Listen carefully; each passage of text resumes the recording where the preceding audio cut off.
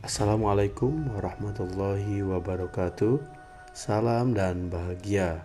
Baik, Bapak Ibu guru hebat, pada kesempatan yang berbahagia ini saya akan menyampaikan aksi nyata bagaimana membuat keyakinan kelas dan melakukan diseminasi budaya positif. Perkenalkan, nama saya Dede Solehudin. Saya adalah calon guru penggerak angkatan 7 yang berasal dari SD Negeri Lindung Alam dengan pengajar kreatif yaitu Bapak Madrohim SPD dan Ibu Fasilitator yaitu Haja Reni Nilawati Dewi. Adapun tujuan aksi nyata ini adalah yang pertama, menciptakan murid yang merdeka, memiliki disiplin diri yang kuat. Yang kedua, menumbuhkan budaya positif di sekolah dengan meyakini nilai-nilai kebajikan universal. Dan yang ketiga, mewujudkan ekosistem sekolah yang aman, nyaman, dan menyenangkan. Lini masa tindakan. Adapun langkah-langkah yang akan dilakukan adalah pertama, melakukan koordinasi dengan kepala sekolah terkait aksi nyata budaya positif. Kedua, memfasilitasi kegiatan pembuatan keyakinan kelas dan mendokumentasi kegiatan tersebut. Ketiga, melaksanakan kegiatan diseminasi atau menyebarkan pemahaman tentang budaya positif bersama kepala sekolah dan rekan sejawat. Keempat, berkolaborasi dengan guru wali kelas dalam pembuatan keyakinan kelas. Dan yang kelima, melakukan pemantauan dan refleksi dalam penerapan keyakinan kelas yang telah dibuat.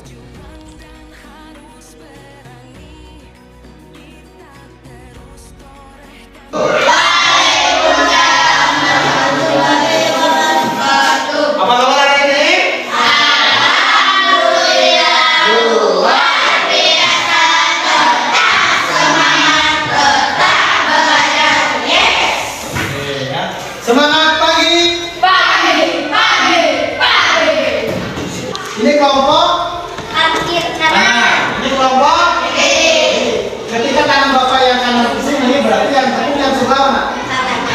Berapa kali masuk sini? Sama juga sini. Kalau paginya berarti kali.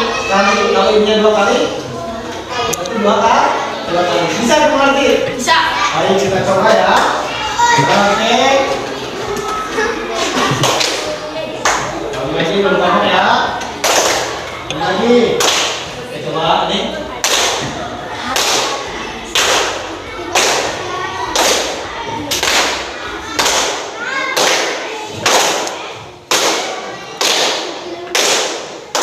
Oke, teguran baik anak-anak semua yang Bapak cintai, hari ini kita kembali bertemu ya dari sini pada bulan Januari di awal semester ini.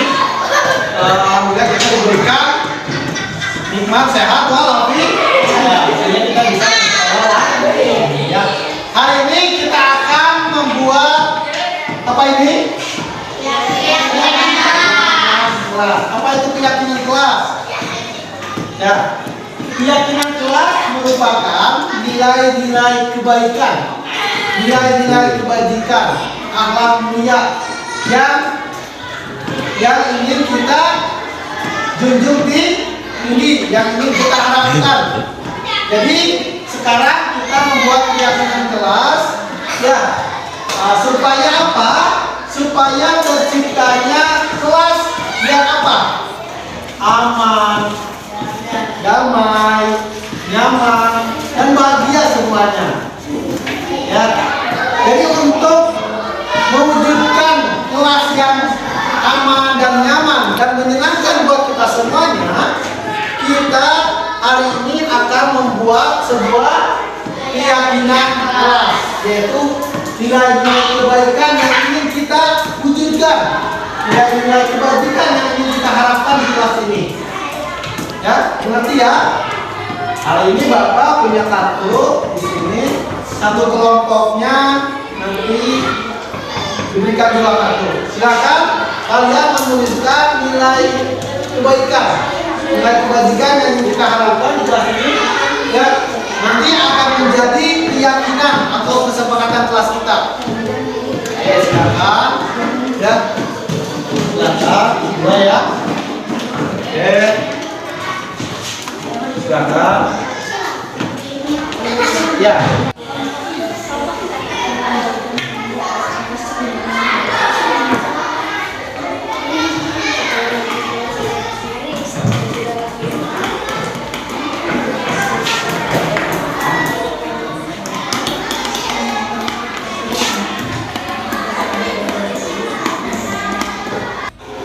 Baik, gimana sudah selesai? Nah, sekarang tinggal ke depan untuk menempelkan aspirasi apa yang menjadi keinginan kalian ya. Silakan, rokok dulu ya.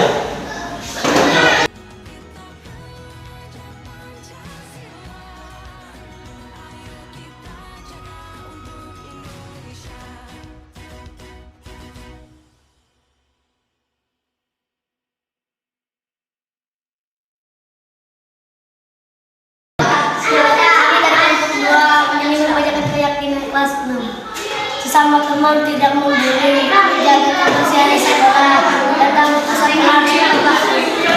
Silakan.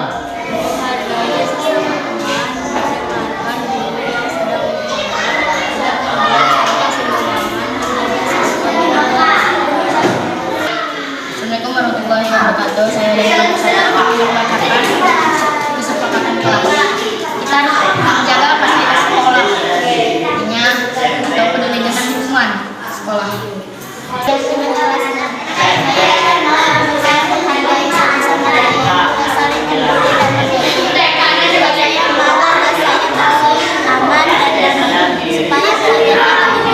Ya.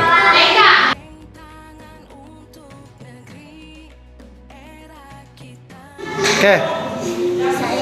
Saya lebih bersemangat ke sekolah karena teman saya dan teman saya membuat keyakinan kelas, dan saya tidak takut dibully dan dihina lagi, dan saya bersemangat. Iya. Kan biasanya seperti biasa panggilannya artinya Bismillahirrahmanirrahim. Assalamualaikum warahmatullahi wabarakatuh. Alhamdulillahirrahmanirrahim wa bihi nasta'in wa ala umuri dunya wa din wassalatu wassalamu ala asyrofil anbiya'i wal mursalin wa ala alihi wa sahbihi ajma'in amma ba'du. Yang saya hormati Bapak Kepala Sekolah SD Negeri Lindung Alam. Alhamdulillah tadi kita sudah mendengarkan pengalaman dan wawasannya tentang budaya positif ada kaitannya. Saya ucapkan terima kasih kepada beliau yang telah memfasilitasi kegiatan aksi nyata ini ya. Tak lupa yang saya hormati juga rekan-rekan semuanya, Bapak Ibu guru hebat yang pada kesempatan ini juga memberikan kesempatan waktunya buat saya melakukan diseminasi ini. Semoga apa yang Ibu Bapak guru laksanakan pada hari ini semoga mendapatkan ridho dari Allah dan juga menjadi yang bermanfaat buat kita semuanya, tentunya buat modal kita nanti di dalam melaksanakan kegiatan tugas mengajar. Juga tak lupa saya sampaikan kepada anak-anakku semuanya ya, dari kelas 1 hingga kelas 6 semoga menjadi anak-anak yang solehah. Baik Ibu, sekali lagi alhamdulillah pada hari ini kita diberikan nikmat sehat walafiat sehingga kita bisa bertatap muka kembali tentunya dalam keadaan sehat walafiat ya.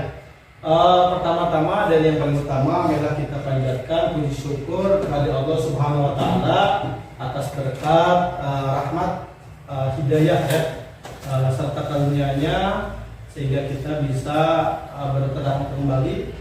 Tak lupa salawat serta salam semoga Allah curah limpahkan kepada kekasihnya nyatanya Habibana wa Nabiyana Muhammad sallallahu alaihi wasallam. Baik Ibu, pada hari ini saya akan menyampaikan apa yang menjadi tugas kewajiban saya sebagai calon guru penggerak, yaitu pada modul 1.4 yaitu melakukan aksi nyata menyebarkan pemahaman budaya positif sekolah. Tapi sebelumnya di sini maaf kepada rekan-rekan semuanya, begini saya di sini bukan saya yang paling tahu ya begitu. Tapi insya Allah nanti rekan-rekan semuanya membantu ya dalam materi ini. Nanti ada sesi tanya jawab juga. Dengan pengalaman Bapak Ibu selama di sekolah ini pasti banyak sekali budaya positif yang telah Ibu laksanakan sehingga bisa menjadi tambahan wawasan buat saya juga. Jadi di sini saya membuka ruang diskusi ya. Kemudian tidak usah ini, silakan saja disampaikan Bu ya pendapatnya. Jangan usah takut salah ataupun apa. Kita sama-sama di sini sama-sama belajar Ibu ya. Baik. Yang akan saya sampaikan pada kali ini adalah menyebarkan budaya positif sekolah ya.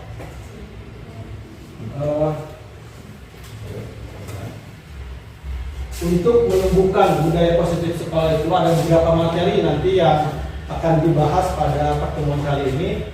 Yang pertama kaitannya dengan disiplin positif, kemudian nilai kebajikan, teori motivasi, hukuman, penghargaan, restitusi, kemudian ada keyakinan kelas, ada juga kebutuhan dasar manusia dan dunia berkualitas, ada posisi kontrol, 5 posisi kontrol, dan yang terakhir ada restitusi, yaitu penerapan segitiga restitusi.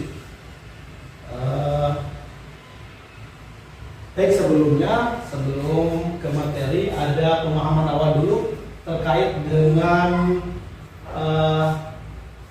yang pertama, apa pendapat Bapak Ibu guru hebat di sini mengenai pemberian hukuman adalah upaya untuk mendisiplinkan siswa. Itu yang pertama. Nanti silakan ada yang mau menyampaikan, silakan ya. Kemudian yang kedua, apakah Bapak Ibu guru hebat di sini setuju pemberian hadiah itu adalah untuk meningkatkan motivasi siswa?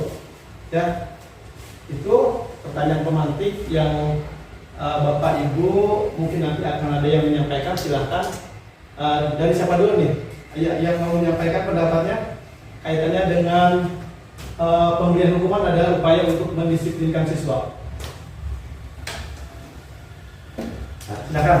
Terima kasih Pak Ridwan. Ya, silakan. Ya, Assalamualaikum warahmatullahi wabarakatuh.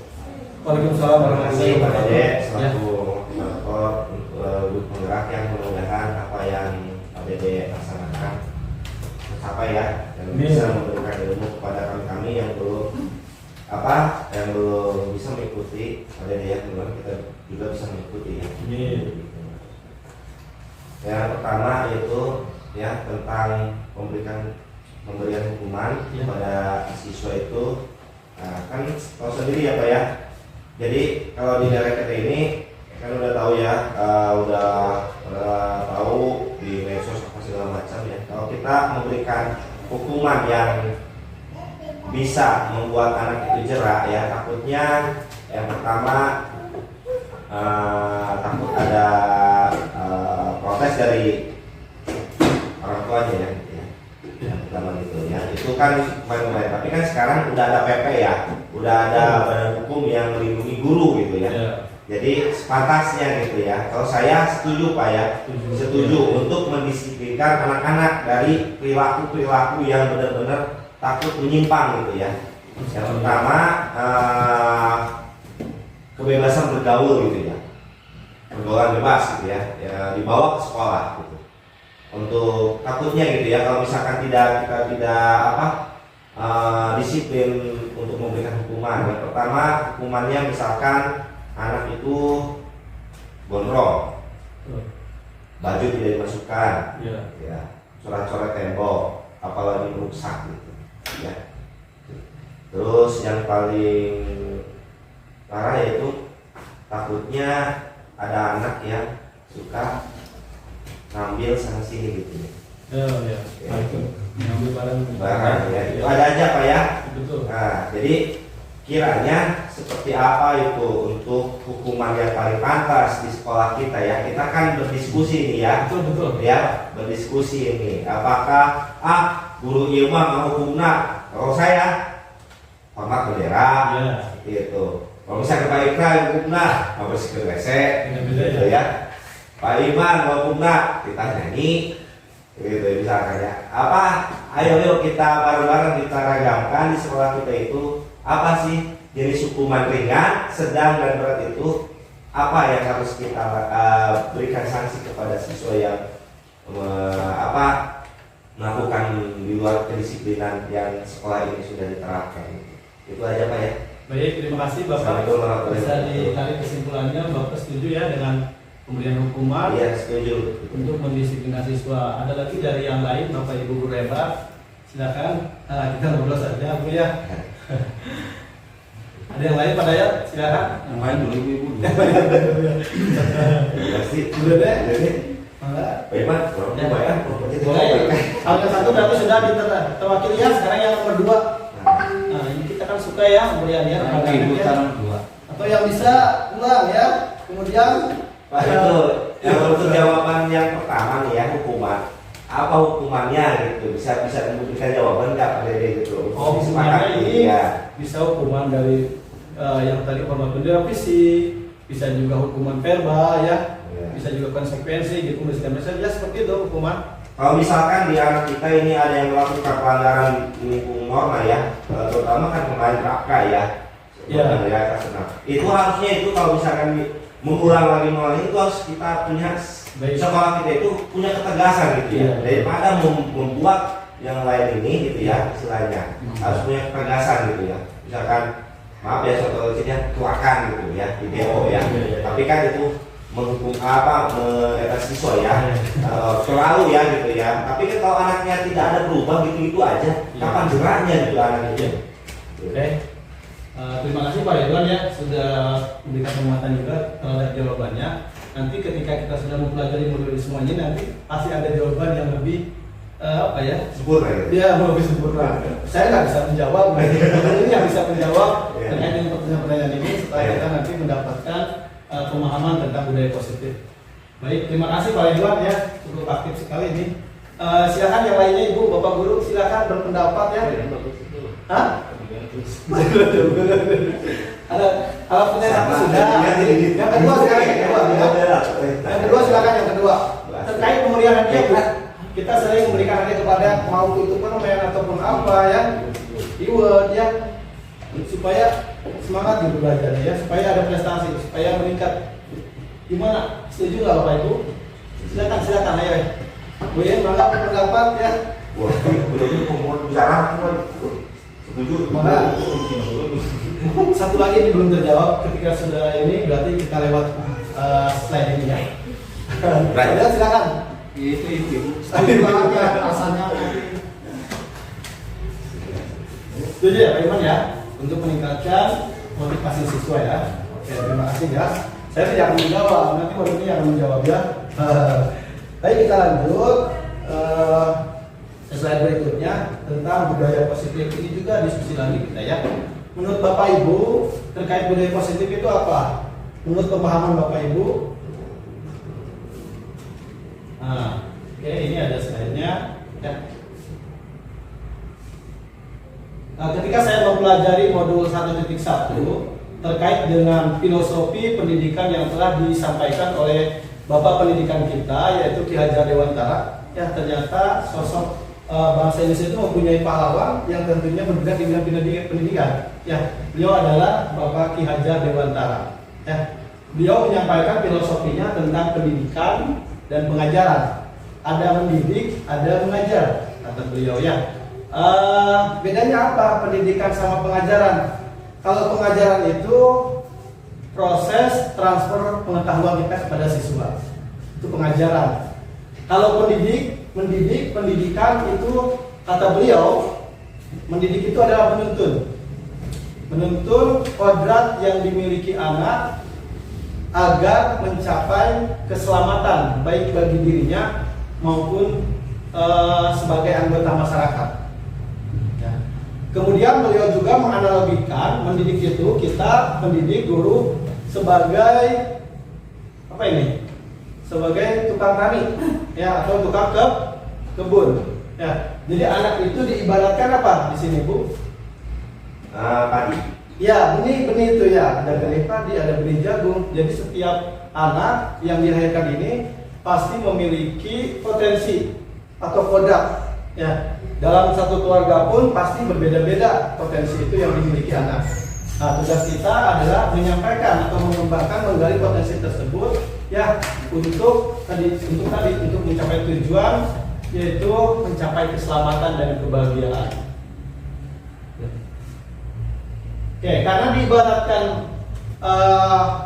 siswa itu adalah benih, ya, maka untuk menumbuhkan benih itu supaya tumbuh subur, supaya dapat dipanen dengan baik, berarti kita tugas petani adalah menanamnya, kemudian mengolahnya, kemudian menyiapkan tanah yang subur, ya, kemudian menjaga dari hama ataupun apa yang membahayakan untuk tumbuh kembang si benih itu. Ya. Berarti dari sini kita bisa mengambil kesimpulan bahwa budaya positif itu berarti kalau kita ibaratkan itu apa?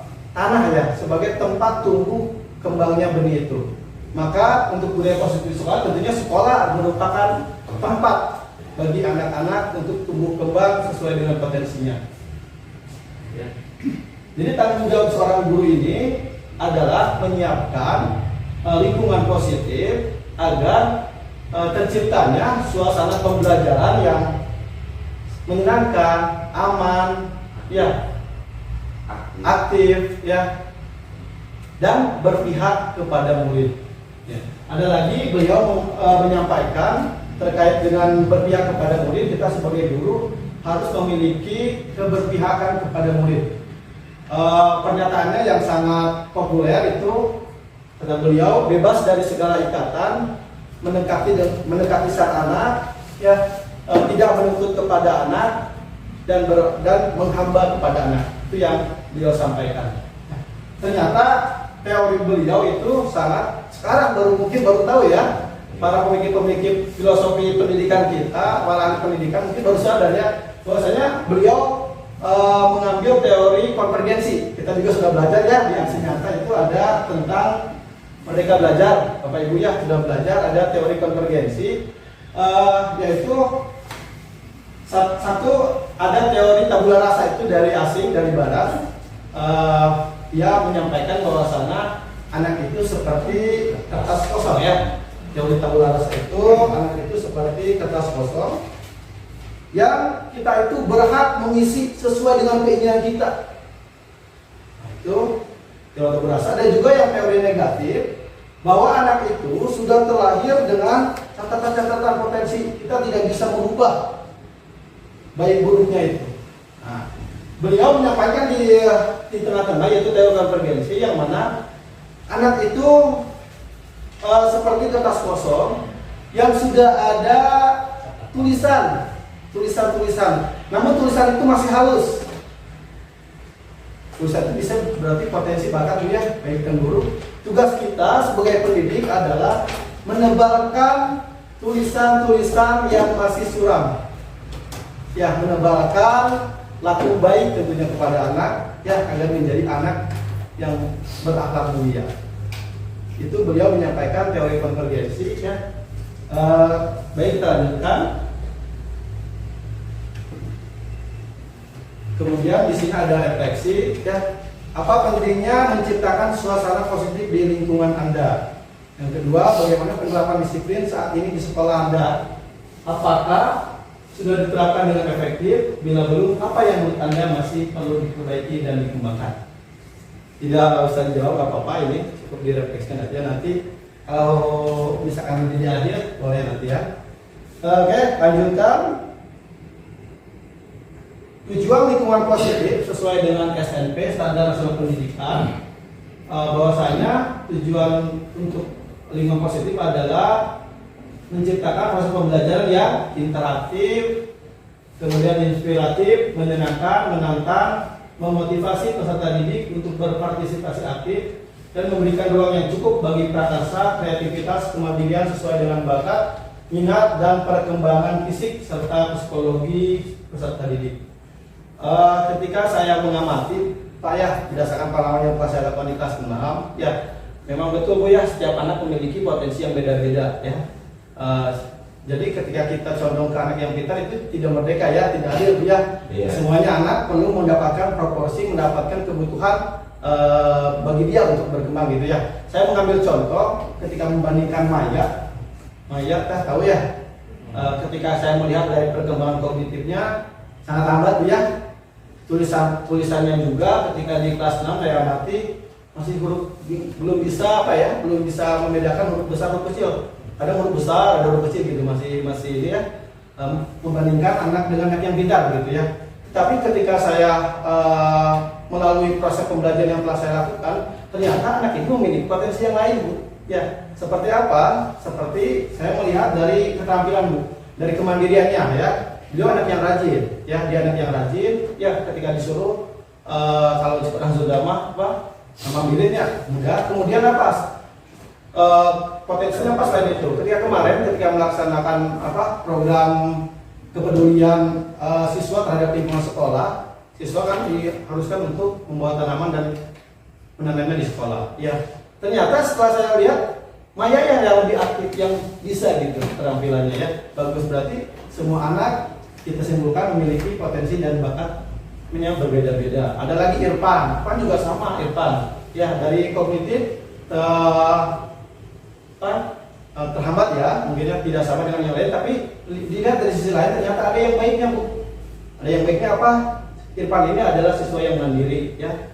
Dia ke sekolah itu sambil berdagang. Itu nilai-nilai baik positif anak yang harus kita kembangkan gitu ya. Jadi untuk pendidikan itu bukan hanya sekedar di buku saja, tulisan nilai saja, tapi ada aspek lain yang harus kita tumbuh kembangkan. Ya, kalau kata Pak Dayat kemarin, pembelajaran harus sesuai dengan kodrat alam dan kodrat zaman, menyesuaikan kebutuhan peserta didik. Kita tentunya di daerah pegunungan, di daerah persawahan, anak harus bisa setidaknya untuk mengelola sumber daya alam ini dengan baik. Ya, Bu, saya sampaikan kemarin ketika pembagian rapat, Ibu malah ketika libur ajak anak Ibu untuk ke sawah ataupun ke kebun, ajari dia. Itu ada sebuah pendidikan yang nanti bermanfaat bagi kehidupannya. Tuh. Lanjutkan. Nah, di sini kita mencoba memaknai disiplin positif ya. Pasti memiliki pemahaman yang berbeda-beda terkait disiplin. Ini juga tadi menyangkut Bapak Kepala Sekolah kita sudah menyampaikan ini. Saya bisa minta praktek Bu ya. Boleh berdua. Salah satunya aja mau siapkan nanti. Ibu di sini Ibu tuliskan sesuatu yang berharga bagi Bapak Ibu guru. Entah itu keluarga ataupun apa, pokoknya sesuatu yang bernilai berharga banget. Jangan sampai orang tuh bisa mengambil itu. Dituliskan pada ayatnya. Sesuatu yang berharga bagi Bapak Ibu. Bukan di kelas atau di keluarga juga bisa. Ditulis ya bisa. Sesuatu yang berharga apa buat Ibu? Sesuatu yang berharga. Ya, berharga buat Bapak Ibu. Tulis. Buat diri kita gitu. Iya. Entah apa Pak maksudnya. Boleh keluarga gitu. Boleh. Nilai yang berharga bagi Ibu. Satu kata. Boleh satu kata boleh. Satu aja. Boleh. 10 benar tuh? Hah? 10 boleh. Kalau benar satu aja ya. Silakan. Bebas apa aja. Bebas ya. Oke ya.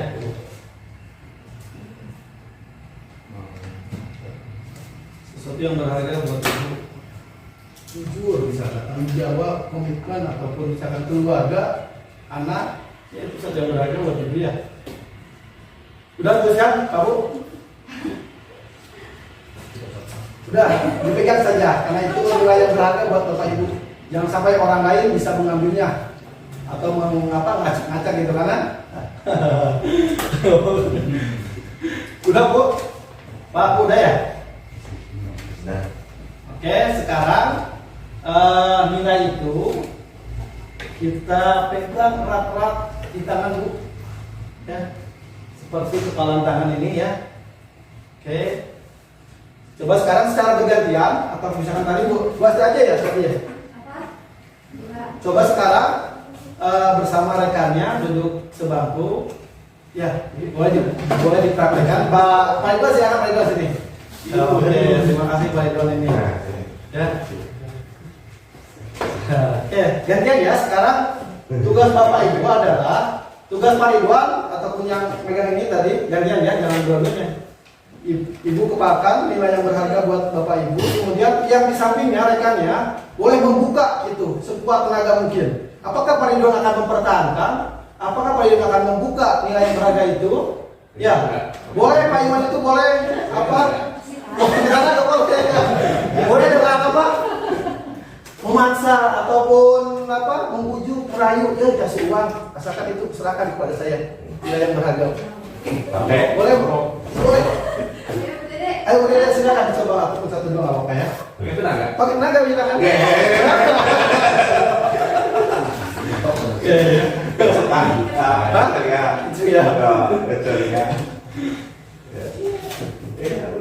Udah bisa. Gak bisa. Bisa dibuka. Oh, udah jawabnya kaki. Dipaksa, dibujuk, dirayu, dikasih uang, kasih ataupun apa? Gak bisa tetap. Bisa nggak bro? Bisa nggak? Sekarang kita simpulkan di waktu bergantian. Udah ya kita simpulkan. Dari sini kita bisa mengambil sebuah pelajaran bagaimana teori kontrol itu yang bisa mengontrol kita, yang bisa mengontrol saya itu, murid itu hanya siapa Bu? Hanya diri sendiri. Orang lain tidak bisa dengan segala upaya ya untuk mengontrol orang lain tidak bisa. Jadi yang memegang kendali kuat kontrol kita untuk berperilaku, untuk mengerjakan sesuatu kita diri sendiri Pak ya? Iya baik, setuju ya. Nah, oke.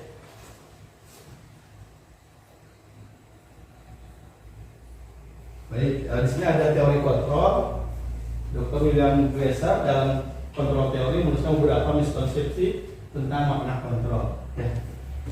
Kita sedang selalu berilusi atau memiliki pemahaman bahwasanya guru itu bisa mengontrol murid. Benar apa tidak Bu? Iya. Betul ya? Padahal teori kontrol menyatakan bahwa semua perilaku tujuan. Yang kedua, ilusi bahwa semua penguatan positif, efektif dan bermanfaat. Penguatan positif atau bujukan adalah bentuk-bentuk kontrol. Kita sering memberikan penguatan positif kepada anak, bahwasanya itu bisa merubah kontrol anak. Ya. Yang ketiga, ilusi bahwa kritik dan membuat orang merasa bersalah dapat menguatkan karakter. Berapa tidak Bu? Kita sering mengkritik anak, ya sering membuat merasa bersalah, itu kita anggap itu bisa berubah gitu. Nah, ya, ya. Kemudian ilusi bahwa orang dewasa memiliki hak untuk memaksa. Ya, jadi ya, kita beranggapan seperti itu, padahal itu belum tentu benar ya.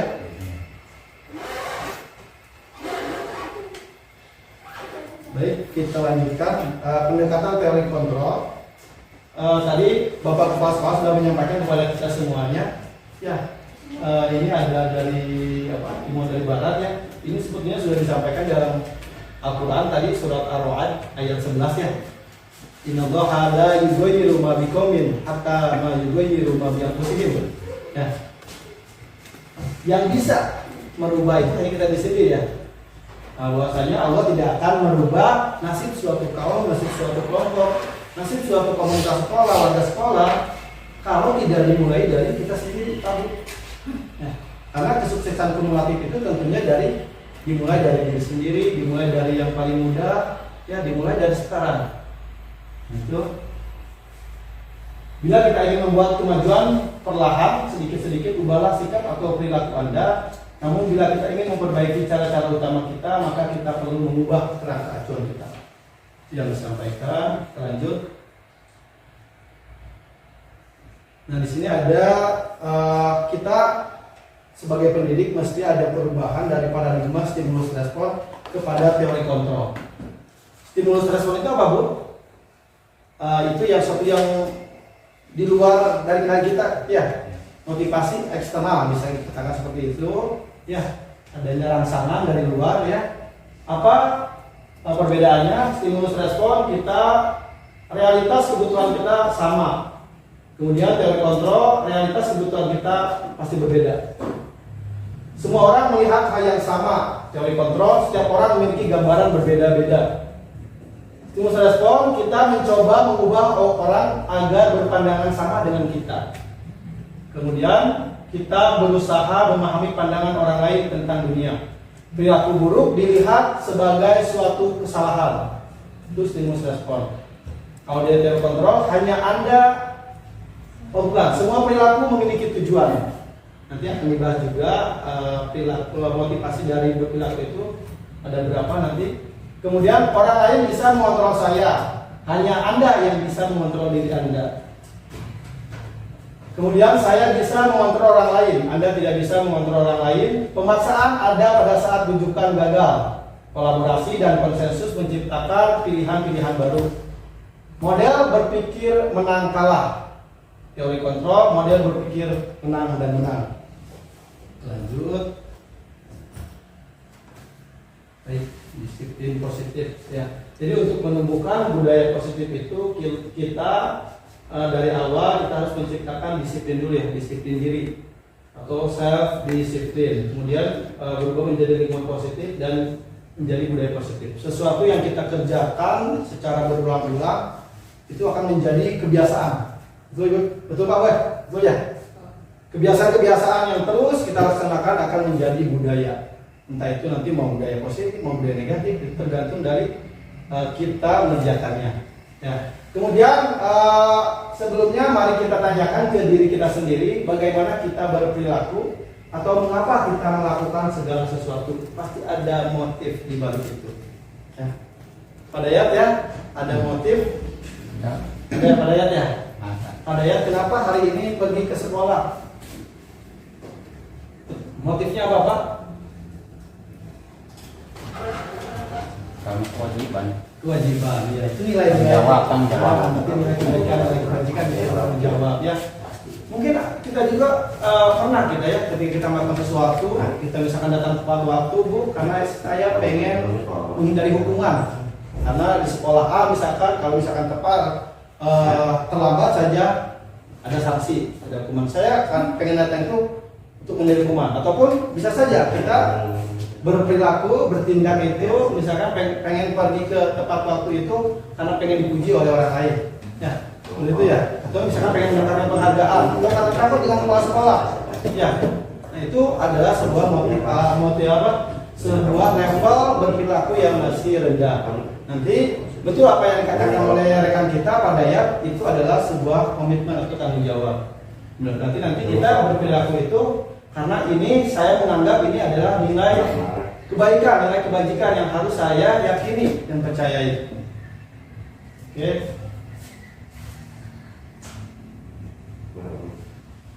Kemudian makna disiplin yang disampaikan oleh Bapak Ki Hajar Dewantara. Menurut beliau, di mana ada kemerdekaan, disitulah harus ada disiplin yang kuat. Sungguh pun disiplin itu bersifat self-disiplin, yaitu kita sendiri yang mewajibkan kita dengan sekeras-kerasnya, tetapi itu sama saja. Sebab jikalau kita tidak cakap melakukan self-disiplin, wajiblah penguasa lain mendisiplinkan diri kita. Dan peraturan demikian itulah harus ada di dalam suasana yang merdeka.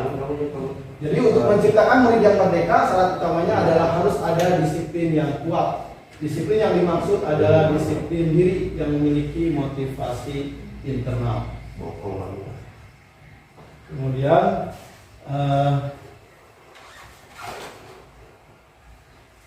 menurut pakar dari Dian Gosen, disiplin dari bahasa Latin disiplina, belajar atau distival yang artinya murid atau pengikut. Jadi kenapa murid-murid itu mengikuti suatu ajaran tertentu karena mereka memiliki motivasi intrinsik. Ya, menurut Socrates dan Plato, disiplin adalah kontrol diri memilih. Ya.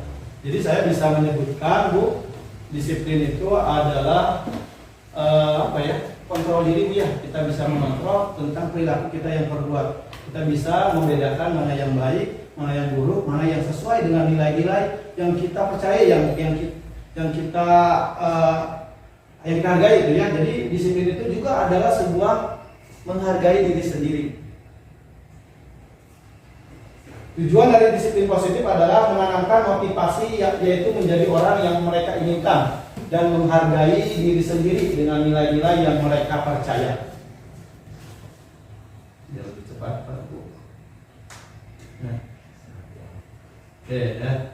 Nah tentunya disiplin ini adalah tujuannya untuk mencapai nilai-nilai kebajikan universal, artinya nilai-nilai kebaikan yang semua orang menyepakatinya meskipun berbeda suku, meskipun beda agama ya, ataupun apa, berbeda negara pasti sama ya itu.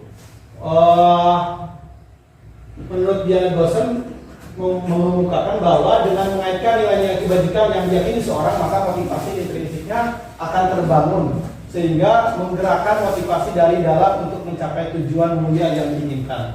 Salah satunya adalah nilai-nilai kebajikan yang ingin dicapai oleh setiap anak Indonesia, yaitu yang kita kenal sebagai dengan profil pelajar Pancasila ya. Sudah apa Pak Bu ya terkait dengan profil pelajar Pancasila? Ini adalah tujuan anak-anak bangsa kita. Oke, kita nyanyi dulu Bu ya, biar Anda ini. Saya juga tegang di depan ini. Belum pernah sama sekali ini di depan Bapak Ibu guru hebat menyampaikan materi ya. Aduh, Masya Allah, luar biasa ya. Ini kita nyanyikan biar lebih hafal ya Bapak Ibu. Ini dengan lirik beca-beca ya. Boleh? Boleh. Ada suaranya ini. Enggak bisa bilang ya Pak Ibu.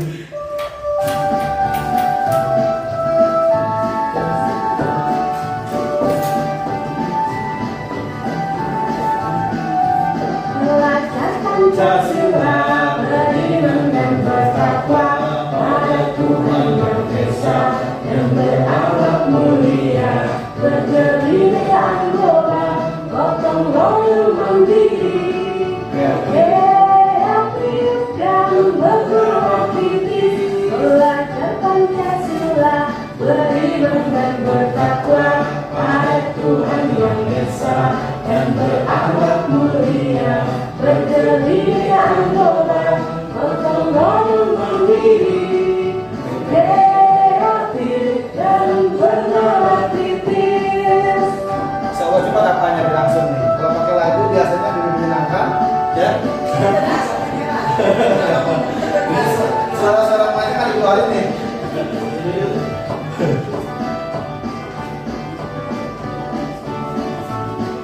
Win, nyanyi Win.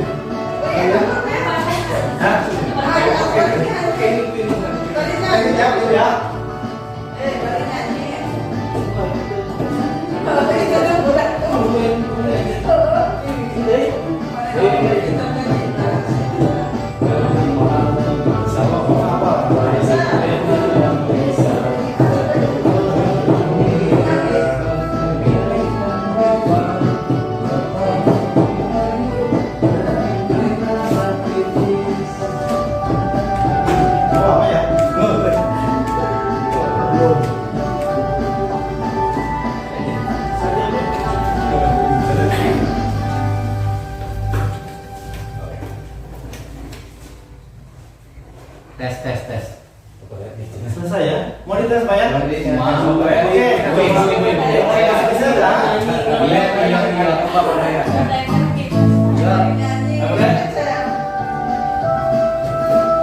Berapa Pak Bu? Ada berapa dimensi Bu tadi? 6 ya? Wah, Pak ya. Ayo bareng. Pancasila beriman dan bertakwa pada Tuhan Yang Esa dan berakhlak mulia, berdirikan global, gotong royong mandiri, kreatif dan bernalar kritis. Belajar Pancasila beriman dan bertakwa pada Tuhan Yang Esa dan berakhlak mulia, berdirikan global, gotong royong mandiri, kreatif dan bernalar kritis. berapa ya? Aku asli nama mangkat. Hah?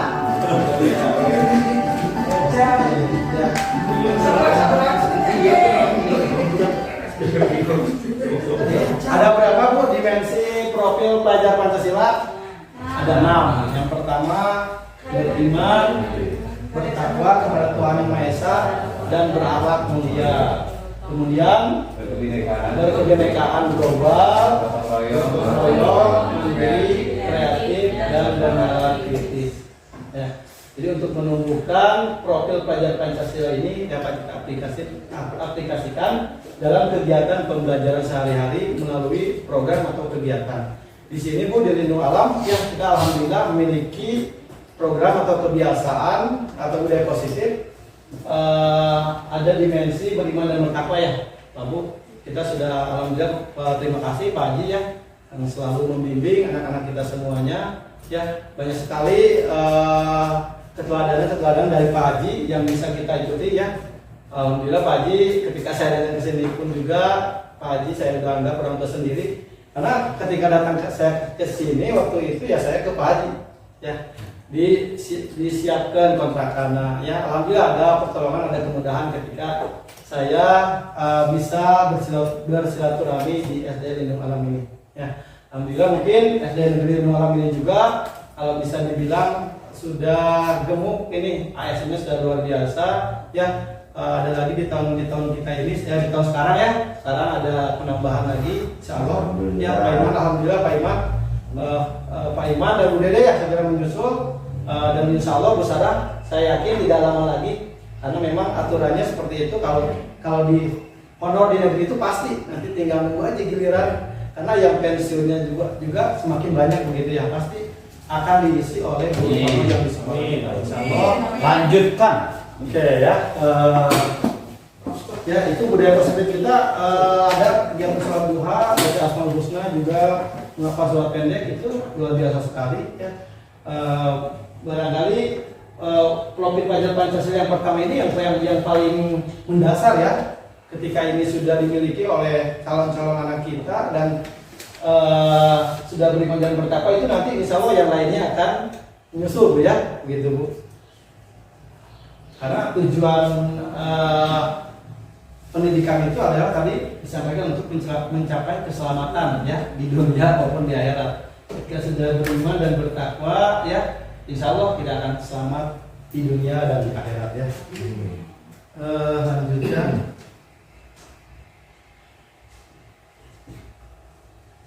Oke, ada teori motivasi. Ini adalah menyatakan ada 3 motivasi berperilaku ya. Yang pertama, kita berperilaku itu mengerjakan sesuatu itu bisa dari salah satu motif ketiga ini. Yang pertama, untuk menghindari ketidaknyamanan atau hukuman ya. Ketika misalkan saya pergi ke sekolah ya karena saya takut dihukum oleh kepala sekolah. Ketika anak misalkan berangkat misalkan pagi-pagi pun juga ada masih motivasinya mungkin yang masih saya takut dihukum oleh Pak Dede, saya takut sama teman-teman diolok-olok begitu. Atau yang kedua, untuk mendapatkan imbalan atau penghargaan dari orang lain ya.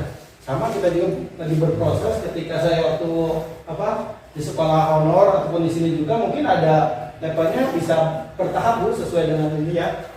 Ada untuk mendapatkan penghargaan dari orang lain, dari rekan, dari kepala sekolah atau dari siapa. Tapi ketika kita memiliki level ini kalau kita pengen dapat penghargaan dari kepala sekolah, kalau misalnya kepala sekolahnya nggak hadir ke sini, kita nggak melakukan itu ya, karena motivasi kita pengen dilihat orang lain ya. Kemudian yang ketiga, ketika kita berperilaku, bertindak ya, untuk menjadi orang yang saya inginkan, yang saya ingin menghargai diri sendiri, itu saja ya. Ingin menghargai diri sendiri dengan nilai-nilai yang saya percaya dan yakin ini adalah nilai kebaikan, nilai kebajikan. Ketika kita melakukan ini, misalkan insya Allah nanti akan berdampak kepada kita sendiri ya. Itu motivasi berperilaku ada 3 ya. Kemudian ini terkait dengan yang tadi, ada pemahaman awal, ada hukuman, ada konsekuensi, dan yang ketiga ada restitusi. Tadi hukuman biasanya kita udah disetujui dengan siswa atau secara mendadak. Kita sering menghukum, saya juga pernah Bu, di sini juga pernah sebelum pelajari modul ini sering menghukum anak, baik itu dengan verbal, dengan kata-kata ataupun dengan kegiatan yang lain. Ya. Hukuman biasanya tidak terencana Bu. Karena kita emosi, pengen meluapkan amarah, kemudian karena saya pengen anak itu merasa bersalah langsung, pengen anak itu merasa jerah dengan kelakuannya, pengen merubah, ya saya langsung hukum gitu kan. Sama ya juga ya. Nah, hukuman bisa tiba-tiba anak atau murid tidak tahu apa yang akan terjadi karena nggak ada perjanjian sebelumnya. Ya, mau disuruh membersihin WC ya, ataupun apa. Kemudian hukuman bersifat satu arah, hanya dari guru sendiri ya, tidak melibatkan siswa. Kemudian pihak guru yang memberikan, betul, dan murid hanya menerima satu hukuman tanpa melalui kesepakatan. Nah, barangkali di sini mau bercerita ketika saya duduk di sekolah SD, SMP, SMA pernah mendapatkan hukuman Bu, baik itu mendapat perlakuan yang tidak menyenangkan ya, disuruh ke depan atau sama guru, pernah nggak Bu? Nah, Coba cerita dong Bu. Pasti ini selalu diingat Bu sampai sampai saat ini pasti momen itu selalu dikenang karena apa ya? Mental. Ya ketika tidak dihukum secara fisik pun atau membuat malu itu terasa sampai sekarang. Ada Bu Dede nggak? Ceritain bagaimana Bu perasaannya Bu waktu itu Bu? Ya. Waktu SMA ya. Ya. SMK. Saya kan nggak lama pulang ke KL ya. Itu kan ternyata ada tugas PR waktu di kelas karena ada PR apa? Kamu ngerjain. Saya suruh lari ke lapangan. Langsung ya. Iya, di apa sih? Sedangkan saya kan kita pramuka ya. Iya. Sedangkan sama kakak saya mau di Pak. Oh, iya. Malunya sampai sekarang loh Bu. Ketika saya dulu minta hukuman itu pasti malu. Ya. Logis nggak Bu ketika itu hukumannya logis nggak menurut Ibu? Enggak, saya nggak tahu kalau ada tugas saya itu. Saya Enggak mau logis. ke Jadi KL. tidak tahu, tidak nanya-nanya dulu apa langsung diberikan hukumannya. Sama saya juga ketika memberikan hukuman ke anak waktu dulu, sekarang juga ya sebelum mau belajar modul ini seperti itu pada anak ya, ataupun misalkan yang tidak ini atau kita juga sering Bu ya ketika ada anak yang ngantuk atau ngobrol kita langsung tanya, kemudian saya berikan pertanyaan itu yang memang tidak bisa dijawab oleh anak itu. Katakan kita ingin memberikan hukuman gitu ya, pernah seperti itu kan ya. Itu hukuman Bu ya. Ada yang kedua konsekuensi Bu. Konsekuensi berbeda dengan hukuman. Ini sudah terencana, sudah melalui kesepakatan antara murid dan siswa. Murid dibuatkan, murid tahu konsekuensi itu ketika saya terlambat ke sekolah apa hukumannya ya. Ini biasanya dalam bentuk peraturan ya Bu ya, tertib seperti itu ya. Umumnya bentuk-bentuk konsekuensi dibuat oleh pihak guru, sekolah, dan murid sudah mengetahui sebelumnya konsekuensi yang akan diterima tidak ada pelanggaran. Berbeda nggak Bu hukuman dengan konsekuensi? beda. Pernah Bapak Ibu mendapatkan konsekuensi seperti itu atau Ibu sudah tahu pelanggaran itu pasti hukumannya ini? Nah, Ya, apa Pak Ikra gimana? Cerita-cerita Pak Ikra. ketika saya ribut berantem sama teman, Ya. konsekuensinya saya digampar oleh Wakasek. Bapak saya gitu. Gimana perasaannya Pak Ikra waktu itu? Ya, gimana ya? Bukan senang ya, jadi kita merasa ya takut juga sih Pak, takut juga ketika manusia ada satu konsekuensi yang kita langgar ya. Kita kena hukuman juga. Apakah dengan perilaku seperti itu membuat kita jerah ataupun tidak akan mengulangi lagi Pak? Ya kalau zaman saya sih jelas sih Pak. Jerah ya? Jelas, ya. Karena zaman saya ketika lihat dulu aja berjalan sekitar 50 meter, kita bukan ingin berpapasan, justru malah kita benar seperti itu. Mungkin sekarang berbeda Pak ya, karena zamannya juga berbeda Pak. Kodrat alam dan kodrat zaman itu berbeda. Iya. Ya.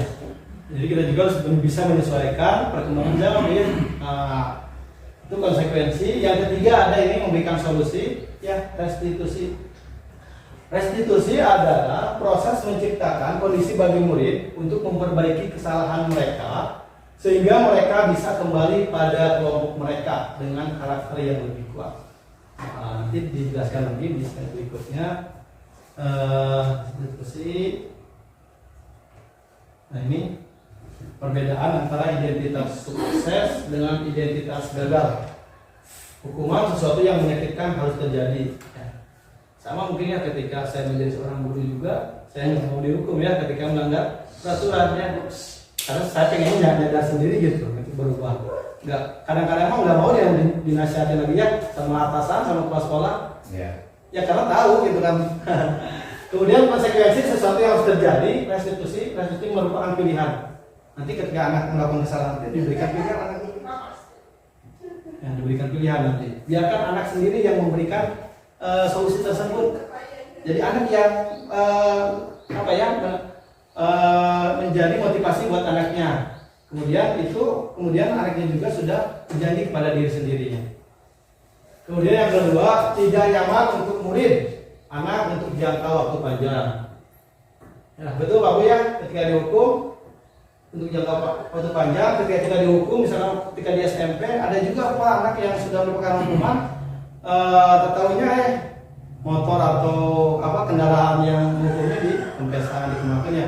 Yang muncul ketika kita dihukum adalah merasa marah ya, agresif, ketika kita tidak bisa mengekspresikan kemarahan kita, maka kita akan melakukan sesuatu di luar nalar, di luar kendali, seperti mencoret-coret buku ataupun apa, itu dampak dari hukuman yang diterima oleh murid. Ya. Kemudian tidak nyaman untuk murid anak untuk jangka waktu pendek. Kalau konsekuensi untuk restitusi, menguatkan murid atau anak dalam jangka waktu panjang. Ya. Hukuman, korban mendapatkan keadilan. Konsekuensi, korban bisa diabaikan. Restitusi, korban mendapatkan ganti. Hukuman, perilaku pasif agresif meningkat. Konsekuensi, penguatan hanya bertahan dalam jangka waktu pendek.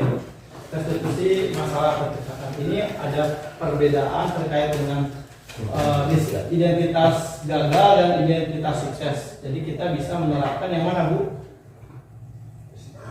Nah, konsekuensi itu netral ya. Nah, yang positif itu restitusi nanti. Ya. Kita lanjutkan. Ini masih juga yang tadi ya.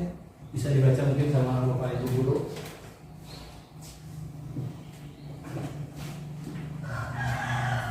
Udah bro, dari mana terus? Hah? Dibaca mana? Kau baca. Enggak kebaca ya? Lagi. Gue akan baca nanti ya.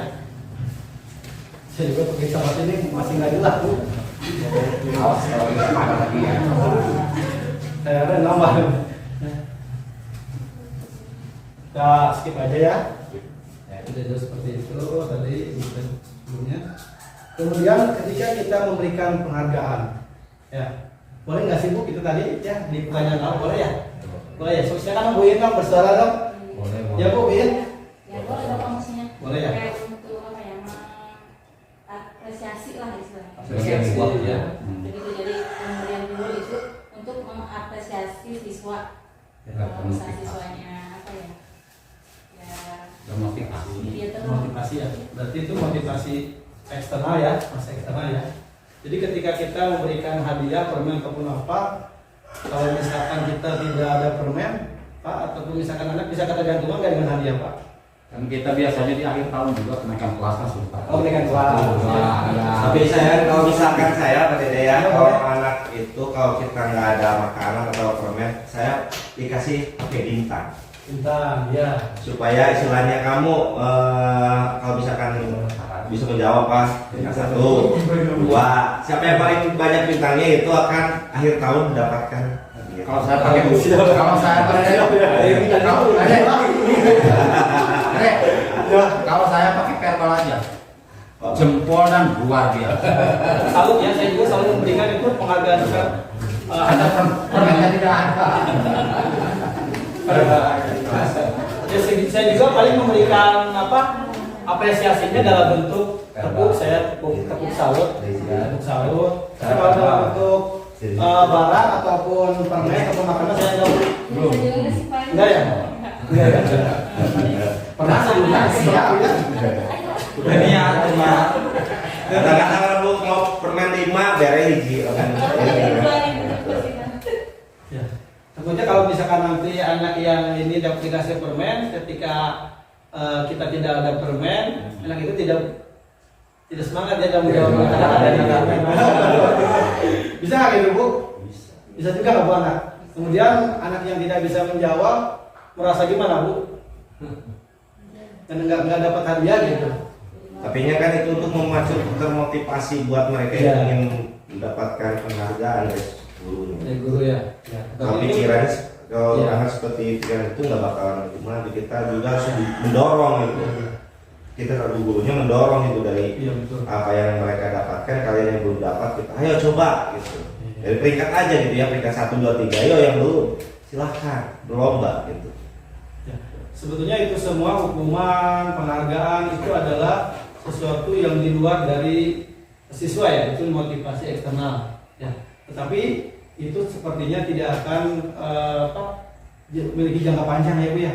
Hanya saat gitu. Itu kan tadi teori teori motivasinya hanya ada di level 1 dan 2. Ya.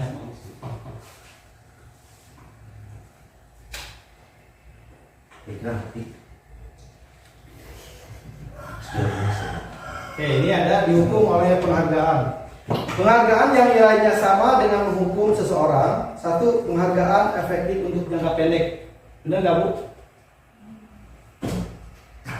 Untuk jangka pendek sepertinya ya Bu ya, tidak akan memiliki jangka panjang. Hanya sebentar saja, hanya selewat saja gitu. Bisa. Ya. Yang kedua, bergantung pada penghargaan yang diberikan. Bisa juga ya anak menjadi bergantung gitu. Ketika pengen bisa pengen belajar karena mendapatkan penghargaan itu. Kemudian tidak menyadari tindakan baik yang kita lakukan. Kita jadi tidak sadar terkait dengan proses usaha belajar yang kita lakukan. Yang keempat, jika saya tidak mendapatkannya, maka saya akan kecewa dan berkecil hati. Bisa nggak Bu anak lain yang tidak mendapatkan hadiah itu bisa kecewa nggak Bu? Karena dia udah belajar gitu di rumahnya. Enggak. Bisa ya? Enggak. Kemudian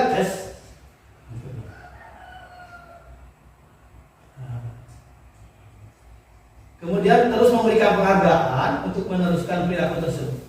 Kita harus terus memberikan penghargaan gitu, untuk meneruskan perilaku tersebut. Ketergantungan dengan anaknya, ataupun kita juga jadi harus mengeluarkan modal juga. Biasa permen. Enggak kan kamu ya? Ya. Kemudian penghargaan merusak hubungan.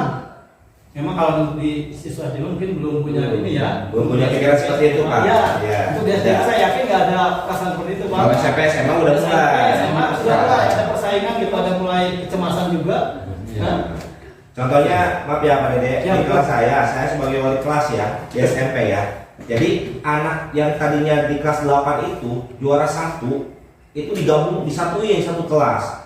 Sisi Tinur ya yang masih connect tuh ya. Kelas anak SD kita ini sama anak Cigoong sama yang di Cisarua itu yang peringkat 1 di satu kelas kan. Gitu. Saya wali kelas saya gitu ya. Seperti itu.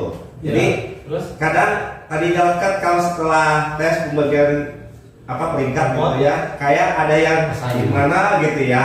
Dia emang ada sedikit. Padahal dia satu bangku ya.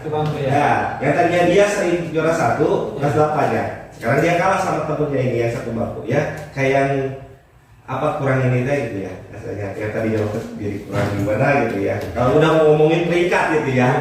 Gitu. Jadi udah ada kompetisi ya. jenjang kecemburuan gitu.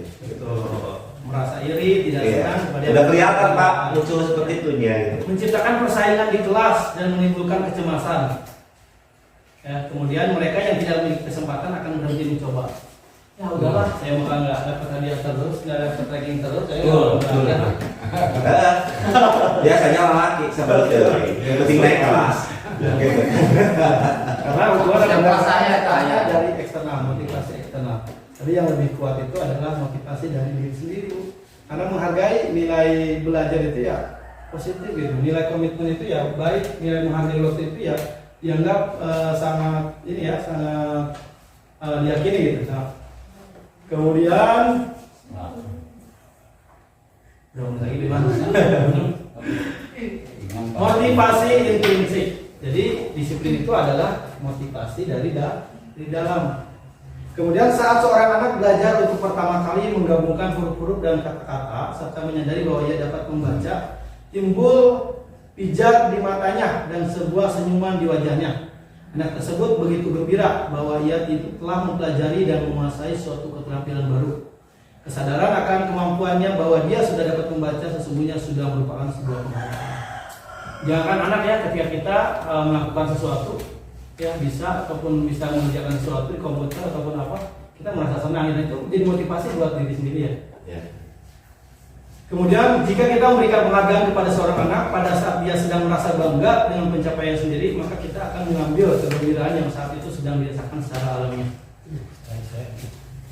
Ada apa ya? Baik, selanjutnya untuk menciptakan disiplin positif, ya kita nanti ini juga berkaitan dengan tugas aksi nyata Bapak Ibu. Ada materi atau topik berkaitan dengan disiplin positif. Itu diantaranya salah satunya membuat keyakinan kelas. Kenapa harus keyakinan kelas, tidak peraturan kelas saja? Nah, mungkin saya juga baru menggunakan kata ini di kelas juga ketika sudah mempelajari ini Pak. Keyakinan kelas. Contohnya keyakinan kelas itu seperti apa Pak? Kalau misalkan kan kita udah bikin peraturan kelas ya, istilahnya tata tertib kelas, jadwal, piket, segala macam. Yang dimaksud dengan keyakinan kelas itu dipelajarinya seperti apa gitu? Gimana cara membuatnya begitu Bapak Ibu ya? Iya, Di sana dijelaskan Bapak Ibu. Keyakinan kelas itu adalah nilai-nilai yang ingin dimiliki oleh seorang anak atau nilai-nilai kebajikan, kebaikan, nilai-nilai yang dianggap mulia. Ya seperti jujur kan, seperti menghormati, seperti menghargai waktu, sopan santun dan lain sebagainya. Masih banyak nanti proses keyakinan kelas ini kita buat dengan siswa. Mungkin untuk di kelas tinggi mah bisa melalui curah pendapat ya. Ketika anak misalkan malu untuk menyampaikannya, kita bisa menggunakan kertas Bapak Ibu. Apa sih yang ingin kalian ciptakan di kelas ini? Bagaimana sih untuk menciptakan suasana kelas yang aman, nyaman, dan menyenangkan? Pasti anak menulis Pak. Salah satunya saya tidak ingin dibully gitu. Berarti itu nanti masuk poinnya kepada nilai saling menghargai dan menghormati teman.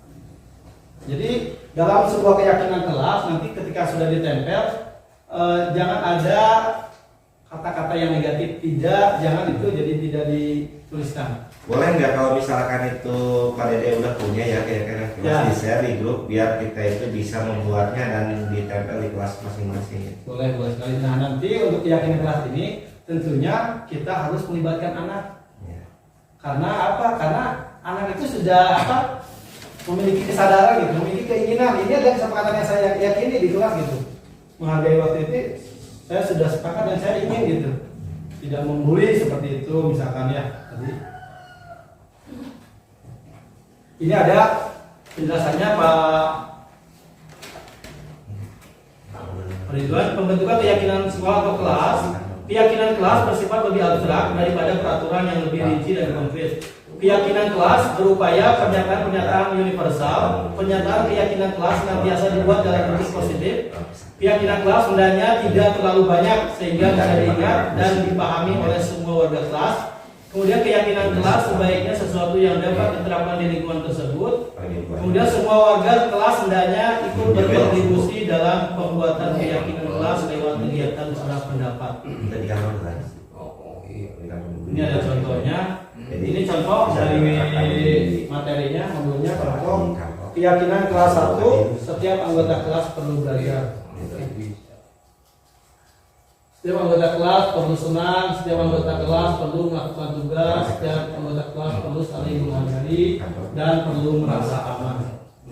Jadi nanti masing-masing item ini Bu, masing-masing penjelasan ini bisa kita jelaskan lagi kepada anak-anak. Untuk merasa aman itu berarti harus gimana ya? Tidak mengganggu teman ya, tidak membuat nanti tidak jaya sama teman. Nanti bisa didiskusikan lagi dengan anak supaya lebih jelas lagi, anak supaya paham. Kalau yang melanggar, Nah, berarti untuk yang melanggar, jadi Pak Imam ini tidak memberikan hukuman atau konsekuensi. Dalam artian anak itu nanti ya ada ya nanti di tahap selanjutnya kita melakukan segitiga restitusi Pak. Jadi ketika anak melakukan pelanggaran itu, yang harus kita lakukan pertama kali itu, yang pertama itu adalah menstabilkan identitas. Pasti setiap orang yang melakukan kesalahan adalah jangan sampai dia menganggap itu ada perbuatan gagal gitu. Jadi mengubah mindset dari posisi gagal menjadi ke sukses. Diantaranya dengan apa? Menstabilkan identitas itu hal yang pertama kali ketika anak melakukan kesalahan adalah nanti ya dijelaskan, tapi nggak apa-apa, kesalahan itu manusiawi. Saya juga pernah, bapak juga pernah melakukan kesalahan itu, jadi biar tenang dulu pak, kata anaknya. Kita juga ketika membuat kesalahan, enak nggak boleh langsung dibentak, langsung bicara, enak nggak bu? Enak nggak bu? Enggak ya, yang tahu. Nah, kita juga nggak apa-apa pak Iman, santai aja, kertasnya masih banyak, ketika kita kan dengan begitu anak kita juga merasa tenang bu ya, jadi mengubah identitas dari gagal menjadi identitas yang sukses. Jadi memberikan anak itu kepada kelompoknya gitu, biar tidak terasingkan sama yang lain. Itu yang pertama, kita stabilkan identitasnya bu. Tidak apa-apa, bapak juga pernah melakukan hal itu. Itu distabilkan dulu. Nanti yang kedua ada lagi tahapan nanti selanjutnya ya, biar lebih penasaran lagi ini. Jadi nanti ada kaitannya dengan keyakinan kelas. Ketika anak melanggar apa, masih ingat gak nanti yang tahap terakhir? Masih ingat gak dengan keyakinan kelasnya deh? Oh iya, udah habis. Udah habis? Benar. Oke, kita lanjut saja sedikit lagi, Pak Ibu. Kemudian kenapa sih anak itu berperilaku? Tentunya dia memiliki 5 kebutuhan dasar. Ya, kita sebagai manusia, yang pertama, setiap manusia pasti ingin bertahan hidup. Ya, bertahan. Kemudian setiap anak, ya, setiap manusia pengen mendapatkan rasa kasih sayang dan rasa diterima. Kemudian setiap anak ya pengen memiliki rasa kebebasan. Ya. Kemudian pengen memiliki kesenangan dan juga pengen merasa diakui. Rasa diakui ya. Jadi ketika anak seorang murid melakukan suatu perbuatan yang bertentangan dengan nilai-nilai kebajikan atau melanggar peraturan, hal itu sebenarnya dikarenakan mereka gagal memenuhi kebutuhan dasarnya, baik di lingkungan keluarga, yang di masyarakat. Ya nggak apa ada ya. Kalau salah itu kebutuhan dasarnya apa? Kayaknya itu kasih sayang. Kasih sayang. Jadi orang tuanya ya. Kurang bapak. Kurang bapak ya. Kurang perhatian lah. Iya. Pasti kasih sayang. Mereka bertindak karena ada kebutuhan dasar yang Masih bertahan. Nggak keluar. Ibunya ngomong gitu. Oh ini ada 5 posisi kontrol yang harus kita mati. Bapak Ibu nanti posisi apa yang harus kita laksanakan di sekolah.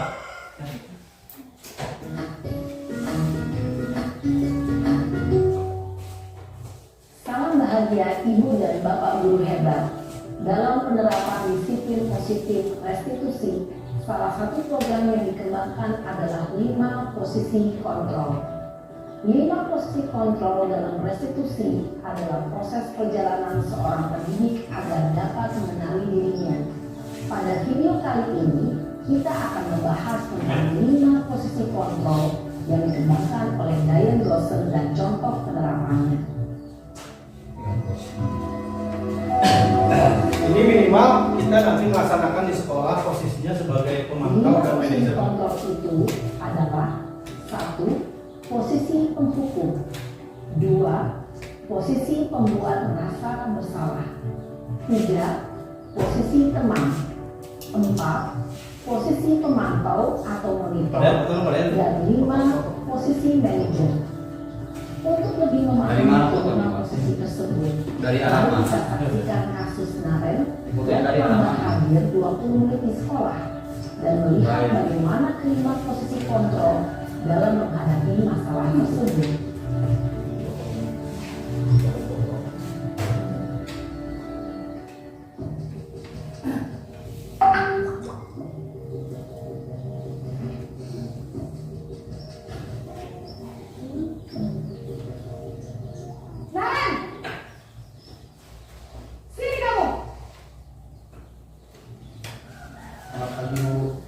Selalu terlambat. Kamu deh, pasti terlambat. Maaf Bu, saya Apa? Apa coba? Alasan kamu apa lagi? Kapan sih kamu tidak terlambat? Malas sekali ya kamu jadi anak. saya Dasar pemalas. Gak kapok-kapok sih kamu. Sudah berapa kali terlambat?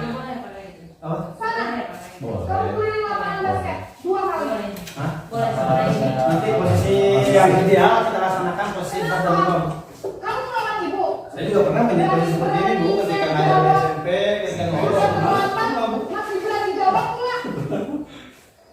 Sekarang keliling lapangan basket 5 kali sekalian. Biar kapok. Cepat. Pergi sana ke lapangan basket.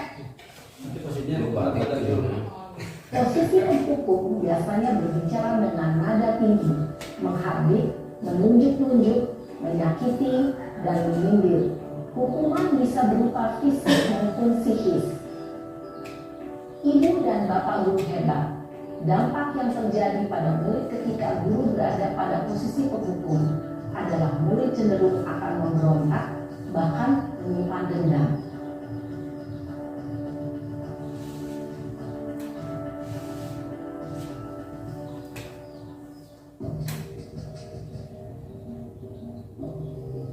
Tamat wae, cenekan wae. Cenekan deh. Ya, jadi hubungan, jadi pemberontak. Lumayan masalah ini Bu di mata. Lumayan masalah. Selamat pagi Bu. Naren. Kamu kenapa terlambat lagi, nak? Ya Tuhan, Naren. Kamu senang ya bikin ibu susah ya? Kalau kamu terlambat lagi, nanti ibu yang ditegur bapak kepala sekolah, nak. Disangka ibu tidak bisa membina kamu. Duh, gimana ini? Maaf Bu. Duh, Gusti Naren. Kamu suka ya kalau ibu tegur bapak kepala sekolah? Terus, sekarang ibu harus tulis apa yang di buku absen? Ini kamu sudah sering terlambat loh. Ibu harus apa coba? Maaf Bu. Maaf sekali. Ya sudah, lain kali jangan bikin ibu susah lagi ya, nak ya. Ibu tidak akan kuat lagi kalau kamu begini terus. Bisa jantungan kalau ibu ditegur bapak kepala sekolah. Sana cepat ke kelas. Maaf ya Bu. Maaf sekali. Posisi pembuat rasa bersalah berbicara dengan nada tenang, cenderung lembut. Namun kata-kata yang diutarakan membuat murid merasa menjadi orang yang gagal, memandang buruk dirinya sendiri, merasa tidak berharga, dan tidak sanggup membahagiakan orang lain. Ketika guru mengambil posisi pembuat rasa bersalah, murid akan menganggap dirinya yang bersalah dan ia akan menyimpan emosi negatif tersebut di dalam dirinya.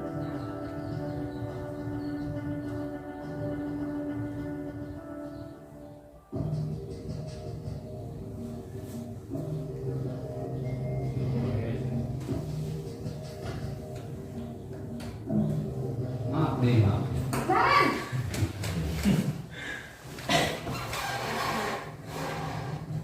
Selamat pagi Bu. Wah, sudah jam berapa ini, nak? Terlambat lagi ya, sayang. Iya Bu. Habis ibu saya lupa membangunkan saya Bu. Kamu malah menyalahkan ibu kamu. Kamu bukan anak yang lari kencang. Kok terlambat sih? Iya Bu. Saya memang terlambat bangun tadi. Jadi biarpun saya lari kencang, tetap gak kekejar Bu. Ya sudah sana. Nanti lain kali larinya lebih kencang lagi ya. Biar gak terlambat lagi. Bikin seneng ibu. Demi ibu. Bisa kan? Bisa lah Bu. Ya sudah sana masuk kelas. Ibu beresin urusan absen kamu. Kamu ini ada-ada saja. Dalam posisi teman, guru berbicara dengan nada suara ramah, akrab, cenderung bersenda gurau untuk menjaga suasana tetap santai. Murid akan merasa senang, aman, dan akrab dengan guru. Identitas yang tercipta adalah identitas sukses atau berhasil. Namun, perlu diingat, karena ini masih dorongan eksternal, maka ada faktor ketergantungan dari murid kepada orang tertentu. Di sini guru aksennya, sehingga di lain waktu murid bisa berperilaku baik, namun hanya kepada orang-orang tertentu saja.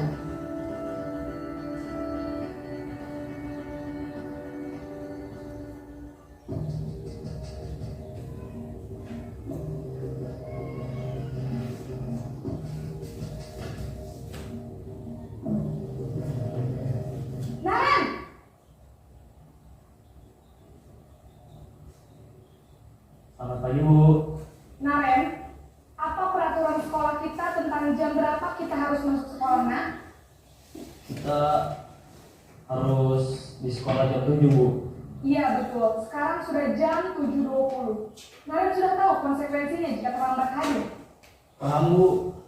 Saya harus tinggal kelas pas jam istirahat selama 20 menit. Iya benar, konsekuensinya demikian. Jadi nanti jam 9.30 pas istirahat, kamu harus tinggal di kelas, kerjakan tugas tambahan untuk ketertinggalan kamu, ya? Baik, Bu. Posisi pemantau mengandalkan penghitungan atau data untuk mengontrol murid. Guru mengarahkan murid berdasarkan peraturan dan konsekuensi. Seorang pemantau menunjukkan bahasa tubuh dan ekspresi wajah yang datar dan cenderung formal.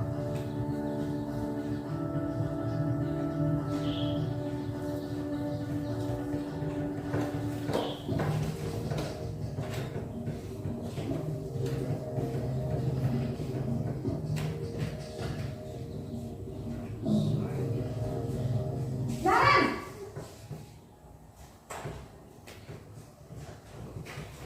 Selamat pagi, Bu. Selamat pagi Naren. Maaf, Bu. Saya terlambat.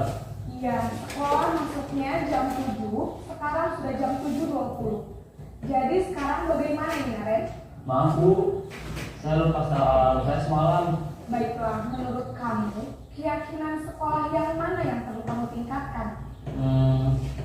Menghargai diri sendiri dan orang lain mungkin, ya, Bu.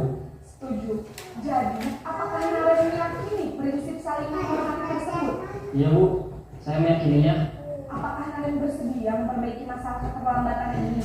Bersedia, Bu. Bagaimana kamu akan perbaiki masalah keterlambatan ini? Saya akan coba untuk tidak lupa menyetel alarm saya, Bu. Baik, kalau Naren lupa menyetel alarm di rumah, ada orang yang kira-kira bisa bantu mengingatkan tidak? Ada, Bu. Kakak saya, Kak Emma. Ada lagi selain Kak Emma? Selain Kak Emma, ada ibu saya. Baik, jadi yang mengingatkan Naren adalah Kak Emma dan ibu kamu ya? Kira-kira akan mulai start alarm kapan nih Naren? Setelah pulang sekolah, akan segera saya lakukan. Baik, jadi Naren akan setel alarm untuk bangun besok pagi dan akan diingatkan oleh kakak dan ibunda Naren ya. Ada lagi yang mungkin perlu dilakukan Naren agar tidak terlambat bangun lagi? Tidak ada, Bu. Baik Naren, terima kasih untuk kerjasama kamu. Sekarang kamu perlu kembali ke kelas untuk belajar. Baik, Bu. Terima kasih. Posisi manajer adalah posisi kontrol yang disarankan untuk membimbing murid memiliki sikap disiplin yang positif, yaitu murid yang mandiri, bertanggung jawab, dan dapat memecahkan masalah. Tujuan dari posisi ini adalah agar murid dapat berefleksi atas tindakannya. Guru akan lebih tulus memberikan pertanyaan-pertanyaan bermakna, sehingga membuat murid dapat belajar dari kesalahannya dan mencari sebuah solusi untuk menyelesaikannya. Ibu dan Bapak guru hebat, setelah mengamati adegan kelima posisi kontrol tadi, kira-kira posisi mana yang paling ideal? Posisi mana yang dapat menunjang motivasi? Dan gambar boleh pemantau sama tentu posisi manajer. Posisi ini memang posisi ideal yang ingin dituju setiap pendidik. Pada posisi inilah, guru dapat menerapkan disiplin positif yang berpihak pada murid, yang memerdekakan murid. Perjalanan seorang pendidik tentunya tidak mudah untuk sampai pada posisi seorang manajer. Namun, tujuan kita pasti, yaitu menciptakan murid-murid yang mandiri, merdeka, dan bertanggung jawab. Semoga penggambaran 5 posisi kontrol yang telah diperlihatkan ini dapat menjadi ajang refleksi bagi kita semua, agar dapat terus mengasah dan menerapkan disiplin positif yang memerdekakan murid. Mari terus berlatih dan bersemangat. Selamat menerapkan. Salam dan bahagia Ibu dan Bapak guru hebat. Bersalah.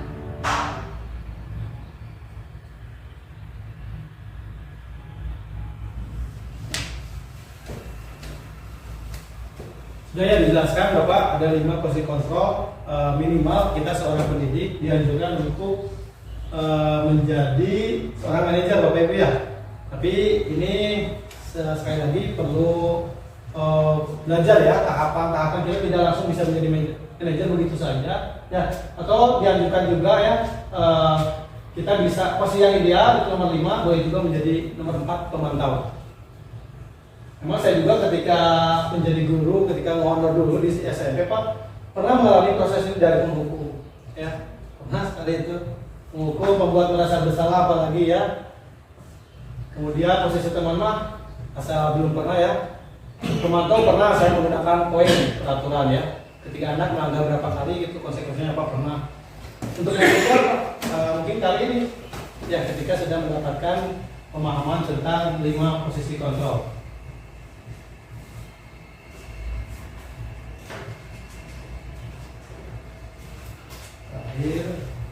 Baik, ini terakhir ada ibu ya, untuk menerapkan posisi manajer itu nanti di dalam aplikasi penerapan dalam kehidupan sehari-harinya bisa melakukan restitusi. Restitusi adalah proses menciptakan kondisi bagi murid untuk memperbaiki kesalahan mereka sehingga mereka bisa kembali pada kelompok mereka dengan karakter yang lebih kuat. Ya, restitusi membantu murid pertama menjadi lebih memiliki tujuan, disiplin positif dan memulihkan dirinya setelah berbuat salah. Yang kedua, bukan berperilaku untuk menyenangkan orang lain atau menghindari ketidaknyamanan. Yang ketiga, menjadi orang yang menghargai nilai-nilai kebajikan yang mereka percayai. Ya. Oke. Kemudian, bagaimana menerapkan segitiga restitusi ini? Yang pertama, tahapannya ini harus berurut Pak Bu. Yang pertama ada tahapan yaitu menstabilkan identitas.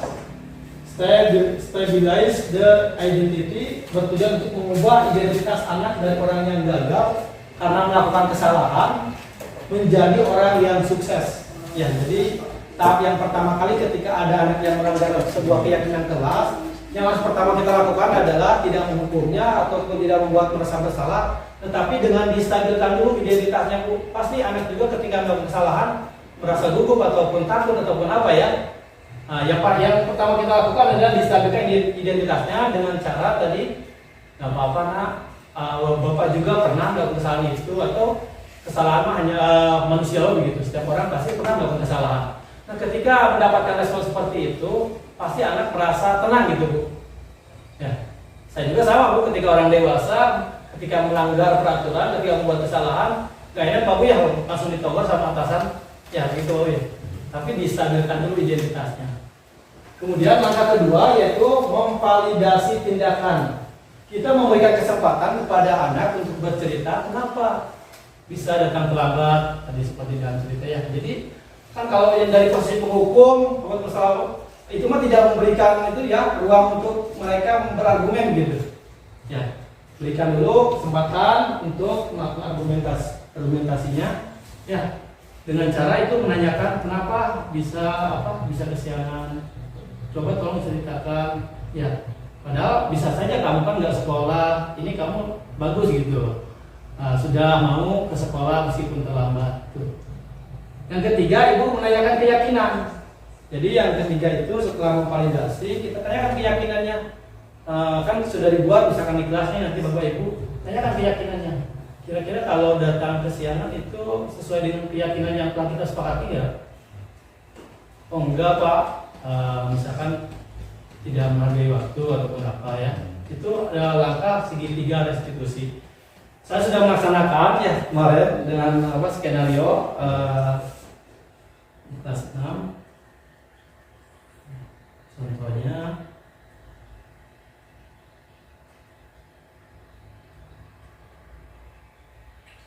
ini. Kemudian lewat menanyakan keyakinan, yaitu menghubungkan dengan nilai-nilai yang dia percayai dan bertindak menjadi orang yang dia inginkan. Skenario kasus yang pertama. Ketika jam istirahat tiba, Mufa dan Elman bermain bola di kelas. Tak sengaja bola itu mengenai wajah temannya Aini. Kemudian Aini pun menangis kesakitan karena terkena bola tersebut. Pak Dede memanggil ketiga anak tersebut. Bagaimana pendapat segitiga restitusinya? Saksikan video berikut.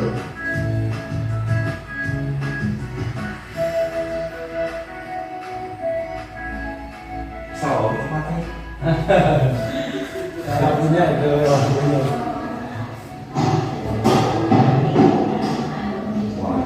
Selamat siang anak semuanya. Siang Pak. Gimana kabarnya hari ini?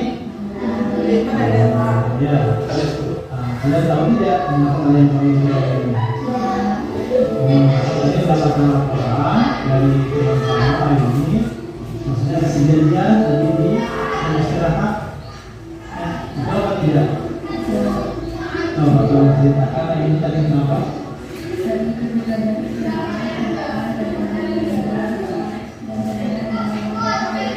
Kenapa yang dirasakan? Karena lupa benar apa yang kalian katakan oleh teman-teman.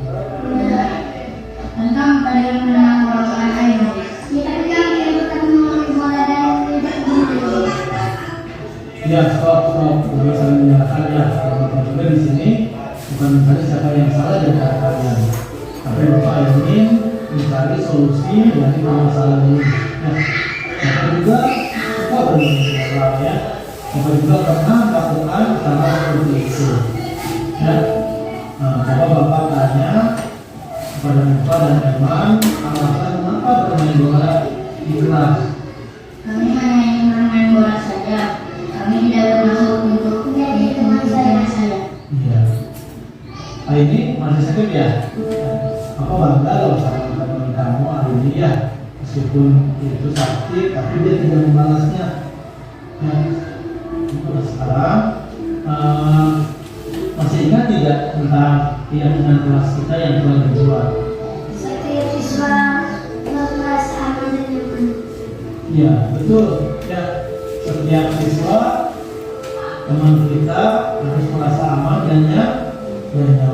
Ya, itu adalah kesepakatan kita yang telah dibuat bagaimana cara kita menghargai teman dan membuat merasa aman dan nyaman. Coba bagaimana cara kalian untuk memperbaiki masalah ini atau menjadi solusi gimana itu? Saya akan minta maaf. Dan maaf ke ini ya. Coba silakan. Ini bapak saya saya tidak mengulangi lagi. Dan saya minta maaf atas kejadian itu. Ya,